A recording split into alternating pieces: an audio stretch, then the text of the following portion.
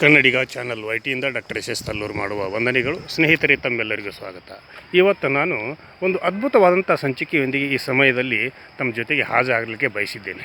ಯಾಕಂದರೆ ಇವತ್ತಿನ ಸಂಚಿಕೆ ನಮ್ಮ ನಾಡು ನುಡಿ ಹಾಗೂ ವೇಷಭೂಷಣಗಳು, ನಮ್ಮ ಹಬ್ಬ ಹರಿದಿನಗಳಲ್ಲಿ ನಾವು ತೋರ್ತಿರ್ತಕ್ಕಂಥ ನಮ್ಮ ಹವ್ಯಾಸಗಳು, ಅವುಗಳನ್ನೆಲ್ಲ ಬಿಚ್ಚಿಡುವ ಪ್ರಯತ್ನವಾಗಿ ಇವತ್ತಿನ ಸಂಚಿಕೆಯಲ್ಲಿ ಕೊಕ್ಕೆಪ್ಪ ಅನ್ನುವಂಥವರ ಬಗ್ಗೆ ಈ ಸಂದರ್ಭದಲ್ಲಿ ನಾನು ಹೇಳಲಿಕ್ಕೆ ಬಯಸಿದ್ದೀನಿ.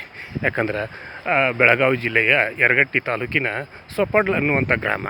ಆ ಗ್ರಾಮದಲ್ಲಿ ನಾವು ಚಿಕ್ಕವರಿದ್ದಾಗ, ಅದು ನನ್ನ ಊರು ಕೂಡ, ಆ ಒಂದು ಊರಿನಲ್ಲಿ ಕೊಕ್ಕೆಪ್ಪ ಇದ್ದರು. ಆ ಕೊಕ್ಕೆಪ್ಪನ ಒಂದು ವಿಷಯವಾಗಿ ಬರೋಕ್ಕಿಂತ ಪೂರ್ವದಲ್ಲಿ ಅಲ್ಲಿ ಆಗಿ ಹೋಗಿರ್ತಕ್ಕಂಥ ಇತಿಹಾಸ ಪುರುಷರು ಹಾಗೂ ದೈವಿ ಪುರುಷರು ಹಾಗೂ ಪ್ರಸಿದ್ಧ ವ್ಯಕ್ತಿಗಳನ್ನು ಕೂಡ ಈ ಸಂಚಿಕೆಯಲ್ಲಿ ನಾನು ಹೇಳಲಿಕ್ಕೆ ಬೇಕು.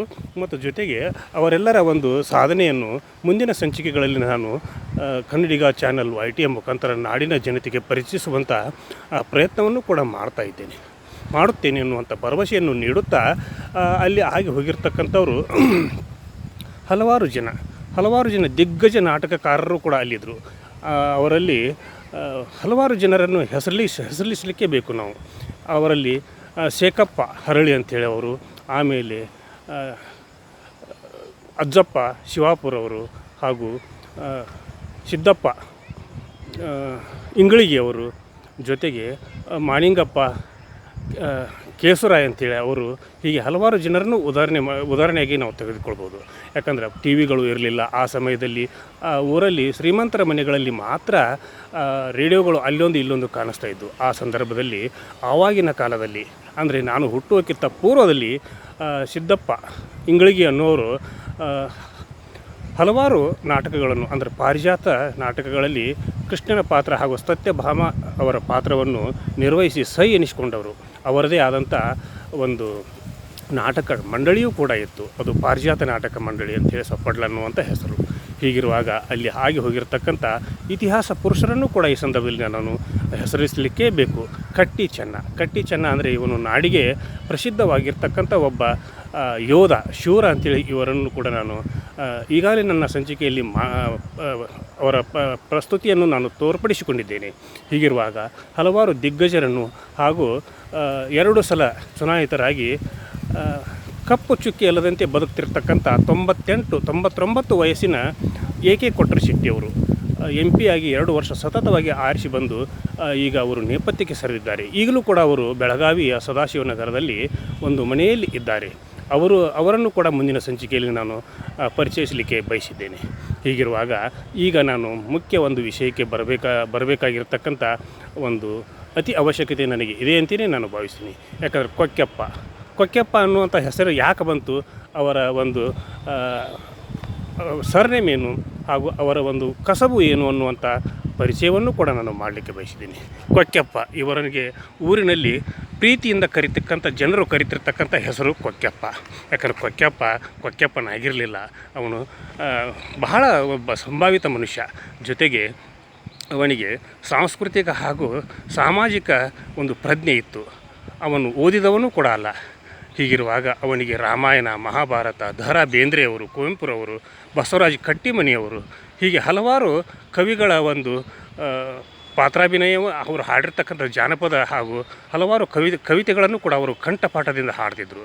ಜೊತೆಗೆ ಇತಿಹಾಸ ಹಾಗೂ ಪುರಾಣ ಕಾಲಗಳಲ್ಲಿ ಬರ್ತಿರ್ತಕ್ಕಂಥ ರಾಮಾಯಣ, ಮಹಾಭಾರತದ ವಿವಿಧ ಸನ್ನಿವೇಶಗಳನ್ನು ಕೂಡ ಅವರು ಅಭಿನಯದಿಂದ ಅವರು ಜನರಿಗೆ ಒಂದು ತೋರಿಸ್ತಿದ್ರು. ಜೊತೆಗೆ ಅವರು ತಮ್ಮ ಅಭಿನಯದಿಂದಲೇ ಊರಿನ ಜನರಿಗೆ ಮನೆ ಮಾತಾಗಿದ್ದರು ಅನ್ನುವಂಥ ಮಾತು ಕೂಡ ಅಷ್ಟೇ ಸತ್ಯ. ಯಾಕಂದರೆ ನಾವು ನೋಡಿದ್ದೀನಿ. ಯಾಕಂದರೆ ನಾನು ಇನ್ನೂ ಚಿಕ್ಕವನು. ಅವನು ಮಾಡ್ತಿರ್ತಕ್ಕಂಥ ವೇಷಭೂಷಣ, ಅವನು ಮಾಡ್ತಿರ್ತಕ್ಕಂಥ ಒಂದು ಭಾಷಣ, ಹೀಗೆ ಎಲ್ಲವನ್ನೂ ನಾನು ಕೇಳ್ತಾ ಬೆಳೆದಿದ್ದೇನೆ.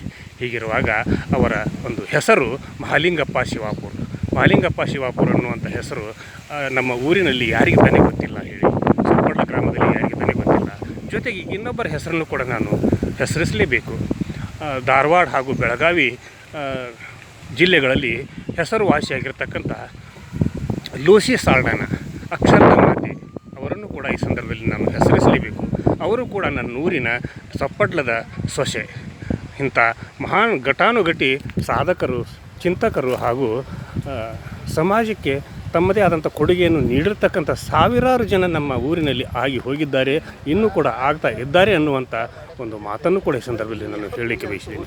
ಯಾಕಂದರೆ ಪ್ರತಿ ವರ್ಷ ಬರುವಂತೆ ಹೋಳಿ ಹುಣ್ಣಿಮೆಯಲ್ಲಿ ಕಾಮದಹನವಾಗುತ್ತೈತಿ. ಕಾಮದಹನ ಆದಮೇಲೆ ಅದನ್ನು ಒಂದು ವರ್ಷಕ್ಕೊಮ್ಮೆ ಆಚರಣೆ ಮಾಡುವಾಗ ಬಾಗಲಕೋಟೆಯಲ್ಲೂ ಕೂಡ ಸುಮಾರು 5 ದಿನಗಳ ಕಾಲ ವಿಜೃಂಭಣೆಯಿಂದ ಬಣ್ಣದ ಓಕುಳಿಗಳನ್ನು ಆಡುವುದನ್ನು ನಾವು ನೋಡಿದ್ದೇವೆ. ಜೊತೆಗೆ ನಮ್ಮೂರಿನಲ್ಲಿ ನಾವು ಚಿಕ್ಕವರಿದ್ದಾಗ ಕೊಕ್ಕೆಪ್ಪ ಅನ್ನುವಂಥ ಮಹಾಲಿಂಗಪ್ಪ ಶಿವಾಪುರವರು ಹಲವಾರು ವೇಷಭೂಷಣಗಳನ್ನು ಧರಿಸಿ ಅವರು ನಿರಂತರವಾಗಿ 1 ತಿಂಗಳ ಅವಧಿಗೆ ತಮ್ಮ ಕಲಾ ಪ್ರೌಢಿಮೆಯನ್ನು ಹಾಗೂ ತಮ್ಮ ವ್ಯಕ್ತಿತ್ವವನ್ನು ಸಾಮಾಜಿಕ ಹಾಗೂ ಧಾರ್ಮಿಕ ಜೊತೆಗೆ ಪೌರಾಣಿಕ ಐತಿಹಾಸಿಕ ಒಂದು ಪಾತ್ರಗಳನ್ನು ಮಾಡ್ತಾ ಅವರು ಜನರನ್ನು ಮನರಂಜಿಸ್ತಿದ್ರು. ಆಗಿನ ಸಂದರ್ಭದಲ್ಲಿ ಟಿ ವಿಗಳು ಇರಲಿಲ್ಲ, ಈಗಿನಂತೆ ಯಾವುದೇ ಕೂಡ ಒಂದು ಪ್ರಚಾರ ಮಾಧ್ಯಮವೂ ಇರಲಿಲ್ಲ. ಹೀಗಿರುವಾಗ ಶಿವಾಪುರವರು ಅಂದರೆ ಕೊಕ್ಕೆಪ್ಪ ಶಿವಾಪುರ ಅವರು ಹೋಳಿ ಹುಣ್ಣಿಮೆ ಆದಮೇಲೆ 1 ತಿಂಗಳ ಕಾಲ ಪ್ರತಿದಿನ ಒಂದು ವೇಷವನ್ನು ಹಾಕ್ತಿದ್ರು. ಆ ವೇಷದ ಒಂದು ಪಾತ್ರಾಭಿನಯವನ್ನು ಇಡೀ ಊರಿಗೇ ತೋರಿಸ್ತಿದ್ರು. ಮೊದಲನೆಯದಾಗಿ ನಮ್ಮೂರಿನ ಗೌಡರು ವೀರನಗೌಡ ಪಾಟೀಲ್ ಅಂತೇಳಿ ಅವರ ಮನೆ ಮುಂದೆ ಮಾಡ್ತಿದ್ರು. ಜೊತೆಗೆ ಆಮೇಲೆ ನಿಂಗನಗೌಡರು ಬಿರಾದರ್ ಗೌಡ್ರನ್ನು ಅವರ ಮನೆಯ ಮುಂದೆ ಮಾಡ್ತಿದ್ರು. ಆಮೇಲೆ ಬೆಲ್ಲದವರ ಮನೆಯ ಮುಂದೆ ಮಾಡ್ತಿದ್ರು. ಬೆಲ್ಲದ ಪೂಜಾರವರ ಹೆಸರನ್ನು ಕೂಡ ಈ ಸಂದರ್ಭದಲ್ಲಿ ನಾನು ತೆಗೆದುಕೊಳ್ಬೋದು. ಅವರ ಒಂದು ಇತಿಹಾಸವನ್ನು ಕೂಡ ನಾನು ಕನ್ನಡಿಗ ಚಾನಲ್ YTM ಮುಖಾಂತರ ಹೇಳಲಿಕ್ಕೆ ಬಯಸಿದ್ದೀನಿ. ಹೀಗಿರುವಾಗ ಅವರು ಈ ಒಂದು ಊರಿನ ಪ್ರಮುಖರ ಮನೆಗಳ ಮುಂದೆ ತಮ್ಮ ಕಲಾ ಪ್ರೌಢಿಮೆಯನ್ನು ಪ್ರದರ್ಶನ ಮಾಡಿ ಆಮೇಲೆ ಅವರು ಪ್ರತಿಯೊಂದು ಓಣಿಗಳಿಗೂ ಹೋಗ್ತಾಯಿದ್ರು. ಓಣಿಗಳಿಗೆ ಹೋದಾಗ ಆವಾಗ ಈಗಿನಂತೆ ನೀರಾವರಿ ಸೌಕರ್ಯ ಇರಲಿಲ್ಲ. ಜೊತೆಗೆ ನಮ್ಮೂರಿನಲ್ಲಿ 2 ಬಾವಿಗಳು, ಒಂದು ಬಳಸುವ ಬಾವಿ, ಅದಕ್ಕೆ ಸಣ್ಣ ಬಾವಿ ಅಂತಾರೆ, ಇನ್ನೊಂದು ಕುಡಿಯುವ ನೀರಿನ ಬಾವಿ, ಅದು ದೊಡ್ಡ ಬಾವಿ ಅಂತೇಳಿ ಹೆಸರು. ಹೀಗಿರುವಾಗ ಅದೇ 2 ಬಾವಿಗಳ ಮುಖಾಂತರ ನೀರನ್ನು ತಂದು ತಮ್ಮ ದಿನನಿತ್ಯದ ಕೆಲಸ ಕಾರ್ಯಗಳನ್ನು ಮಾಡ್ತಾಯಿದ್ರು. ಹೀಗಿರುವಾಗ ಅವರು ಬೆಳಿಗ್ಗೆ 10:30ರಿಂದ ಮಧ್ಯಾಹ್ನ 3:30 ಗಂಟೆಗಳವರೆಗೆ ಸತತವಾಗಿ ಒಂದು ಪಾತ್ರವನ್ನು ಇಡೀ ಊರಿನ ಜನರಿಗೆ ಮನರಂಜನೆಯಾಗಿ ಅವರು ತೋರ್ಪಡಿಸಿಕೊಳ್ತಾಯಿದ್ರು. ಹೀಗಿರುವಾಗ ಆಗ ಬೇಸಿಗೆ ಕಾಲದಲ್ಲಿ ಹೋಳಿ ಹುಣ್ಣಿಮೆ ಬರೋದು ಕೂಡ ಬೇಸಿಗೆ ಕಾಲದಲ್ಲಿ. ಆ ಸಂದರ್ಭದಲ್ಲಿ ಅವರು ಮಾಡ್ತಿರ್ತಕ್ಕಂಥ ಪಾತ್ರವನ್ನು ಕಟ್ಟಿಗೆ ಕುಳಿತಿರ್ತಕ್ಕಂಥ ರೈತ ಬಾಂಧವರು ಹಾಗೂ ಎಲ್ಲ ಮಹಿಳೆಯರು ಕೂಡ ಅವರು ಬರುವಂಥ ದಾರಿಯನ್ನೇ ಕಾಯ್ತಾ ಕುಳಿತುಕೊಳ್ತಿದ್ರು. ಹೀಗಿರುವಾಗ ದೇಶ ತಿರುಗಬೇಕು, ಕೋಶ ಓದಬೇಕು ಅಂತ ಹೇಳ್ತಿರ್ತಾರೆ. ಯಾಕಂದರೆ ಈಗ ದೇಶವನ್ನು ಸುತ್ತಾಡಲಿಕ್ಕೆ ಸಾಕಷ್ಟು ಅವಕಾಶಗಳು ಇವೆ, ಆದರೆ ಕೋಶವನ್ನು ಓದುವಂಥ ಮನೋಪ್ರವೃತ್ತಿ ಈಗ ಅತಿ ಕಡಿಮೆಯಾಗಿದೆ ಅಂತಲೇ ಈ ಸಂದರ್ಭದಲ್ಲಿ ನಾನು ಹೇಳಲಿಕ್ಕೆ ಬಯಸ್ತೀನಿ.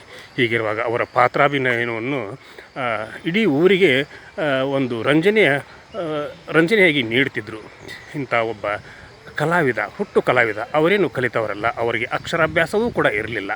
ಇಂಥ ಒಬ್ಬ ಹುಟ್ಟು ಕಲಾವಿದನ ಕಂಠದಿಂದ ಬರ್ತಿರ್ತಕ್ಕಂಥ ಹಾಡುಗಳನ್ನು, ಗೀಗಿ ಪದಗಳನ್ನು, ಲಾವಣಿ ಪದಗಳನ್ನು ಹಾಗೂ ಇನ್ನೂ ಹಲವಾರು ಜಾನಪದ ಗೀತೆಗಳನ್ನು ಕೂಡ ಅವರು ಹಾಡ್ತಿದ್ರು. 1000 ಹಾಡುಗಳ ಸರದಾರ ಅಂತೇಳಿ ಕರೆಸಿಕೊಂಡಿರ್ತಕ್ಕಂಥ ಬಾಳಪ್ಪ ಹುಕ್ಕೇರಿಯವರ ಹಾಡುಗಳನ್ನು ಕೂಡ ಅವರು ಹಾಡ್ತಿದ್ರು. ಬೇಂದ್ರೆಯವರ ಹಾಡುಗಳನ್ನು ಕೂಡ ಹಾಡ್ತಿದ್ರು. ಅದರ ಜೊತೆಗೆ ಅವರ ಪಾತ್ರಾಭಿನಯದಲ್ಲಿ ಹಲವಾರು ಪಾತ್ರಗಳನ್ನು ಕೂಡ ಮಾಡ್ತಿದ್ರು. ಮಹಾಭಾರತದಲ್ಲಿ ಬರ್ತಿರ್ತಕ್ಕಂಥ ಶ್ರೀಕೃಷ್ಣನ ಹಾಗೂ ಅರ್ಜುನನ ಸನ್ನಿವೇಶಗಳು ಹಾಗೂ ಕೈಕೇಯ ಇವರ ಸನ್ನಿವೇಶಗಳು, ಜೊತೆಗೆ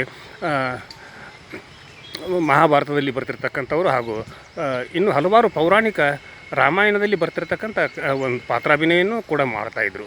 ಹೀಗೆ ಮಾಡ್ತಾ ಇವರು 1 ತಿಂಗಳ ಕಾಲ ನಿರಂತರವಾಗಿ 1 ತಿಂಗಳ ಕಾಲ ಒಂದು ದಿವಸವನ್ನು ಬಿಟ್ಟು ಬಿಡದೆ ಅವರು ತಮ್ಮ ಕಲಾ ಪ್ರೌಢಿಮೆಯನ್ನು ಊರಿನ ಜನರಿಗೆ ತೋರ್ಪಡಿಸ್ತಾಯಿದ್ರು. ಹೀಗಿರುವಾಗ ಆ ಸಮಯದಲ್ಲಿ ನಮಗೆ ಮನರಂಜನೆಗೆ ನಾಟಕಗಳು ಹಾಗೂ ಯರಗಟ್ಟಿ ಅನ್ನುವಂಥ ಊರಿನಲ್ಲಿ ನಾಟಕ ಕಂಪನಿಗಳು ಬರ್ತಿದ್ದು. ಜೊತೆಗೆ ನಮ್ಮೂರಿನಲ್ಲಿಯೂ ಕೂಡ ಹನುಮ ಜಯಂತಿಯಂದು ಊರಿಗೆ ವರ್ಷಕ್ಕೊಮ್ಮೆ ಒಂದು ನಾಟಕವನ್ನು ಮಾಡ್ತಿದ್ದರು. ಅಂಥ ಸಂದರ್ಭಗಳಲ್ಲಿ ನಾನು ಕೂಡ ನಾಟಕಗಳಲ್ಲಿ ಆವಾಗ ಚಿಕ್ಕ ಪಾತ್ರಾಭಿನಯವನ್ನು ಕೂಡ ನಾನು ಮಾಡಿದ್ದೇನೆ. ಹೀಗಿರುವಾಗ ಎಲ್ಲರೂ ಕೂಡ ನಮ್ಮ ಪರಂಪರೆಯನ್ನು ಉಳಿಸಿರಿ, ನಮ್ಮ ಸಾಂಸ್ಕೃತಿಕ ಶ್ರೀಮಂತಿಕೆಯನ್ನು ಉಳಿಸಿರಿ.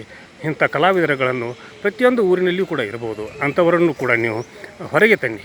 ಹೊರಗೆ ತಂದು ಅವರ ಪರಿಚಯವನ್ನು ಮಾಡಿಸ್ರಿ. ಹಾಗಾದಾಗ ಮಾತ್ರ ನಾವು ಈಗ ಅವರು ನಮ್ಮ ಜೊತೆಗೆ ಇಲ್ಲ, ಕೊಕ್ಯಪ್ಪ ಅನ್ನುವರು ನಮ್ಮ ಜೊತೆಗೆ ಇಲ್ಲ. ಅವರು ಈಗಾಗಲೇ ನಮ್ಮನ್ನು ಅಗಲಿ ಸುಮಾರು 10-20 ವರ್ಷಗಳಾದರೂ ಕೂಡ ಇವತ್ತು ನಾನು ಈ ಸಂಚಿಕೆ ಮುಖಾಂತರ ಅವರನ್ನು ನೆನಪು ಮಾಡಿಕೊಳ್ತಾ ಇದ್ದೀನಲ್ಲ, ನನಗೆ ಒಂದು ಹೆಮ್ಮೆ ಅಂತಲೇ ಹೇಳ್ತೀನಿ. ಹೀಗಿರುವಾಗ ಈ ಸಂಚಿಕೆಯನ್ನು ಪ್ರತಿಯೊಬ್ಬರು ನೋಡಿರಿ, ಪ್ರತಿಯೊಬ್ಬರು ನಿಮ್ಮ ಬಂಧು ಬಾಂಧವರಿಗೆ, ಸ್ನೇಹಿತರಿಗೆ ಈ ಸಂಚಿಕೆಯನ್ನು ತಲುಪಿಸ್ರಿ. ಇಂಥವರನ್ನು ನಾವು ಸದಾಕಾಲ ಸ್ಮರಣೆಯಲ್ಲಿ ಇಟ್ಟುಕೊಳ್ಬೇಕು. ಇಂಥವರು ಸದಾಕಾಲ ಪ್ರಾತಃ ಸ್ಮರಣೀಯರು ಅಂತ ಹೇಳ್ತಾ ಇವತ್ತಿನ ಸಂಚಿಕೆಯನ್ನು ಇಲ್ಲಿಗೆ ಮುಗಿಸುವುದಕ್ಕಿಂತ ಪೂರ್ವದಲ್ಲಿ ಕನ್ನಡಿಗ ಚಾನಲ್ YT, ಇದು ನಿಮ್ಮೆಲ್ಲರ ಚಾನಲ್ಲು, ಸಮಸ್ತ ಕನ್ನಡಿಗರ ಚಾನಲ್ಲು, ಕನ್ನಡಿಗ ಚಾನಲ್ YTಗೆ ಇಲ್ಲಿವರೆಗೆ ಯಾರು ಸಬ್ಸ್ಕ್ರೈಬ್ ಆಗಿಲ್ಲೋ ಪ್ರತಿಯೊಬ್ಬರು ಕೂಡ ಸಬ್ಸ್ಕ್ರೈಬ್ ಮಾಡಿರಿ, ಶೇರ್ ಮಾಡಿರಿ, ಲೈಕ್ ಮಾಡಿರಿ. ನಿಮ್ಮ ಪ್ರತಿಯೊಬ್ಬರಿಗೂ ಕೂಡ ಈ ಸಂಚಿಕೆಯನ್ನು ತಲುಪಿಸ್ತೀರಾ ಅನ್ನುವಂಥ ಒಂದು ಸದುದ್ದೇಶದಿಂದ ಇವತ್ತಿನ ಸಂಚಿಕೆಯನ್ನು ಇಲ್ಲಿಗೆ ಮುಗಿಸಿ ನಾಳಿನ ಸಂಚಿಕೆಯೊಂದಿಗೆ ತಮ್ಮ ಜೊತೆಗೆ ಹಾಜರಾಗ್ತೀನಿ. ಅಲ್ಲಿವರೆಗೂ ನನ್ನ ನಮಸ್ಕಾರ.